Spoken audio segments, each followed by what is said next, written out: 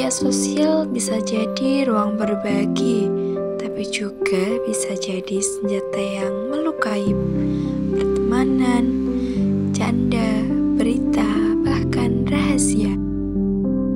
Setiap postinganmu itu bijak. Tinggal kamu mau dikenal sebagai penyebar kebaikan atau penyebar masalah.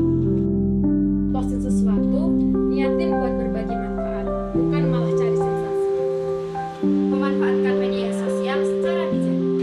Menciptakan ruang digital yang sehat, positif, dan aman. Menghindari masalah hukum, ide, buku, dan sanksi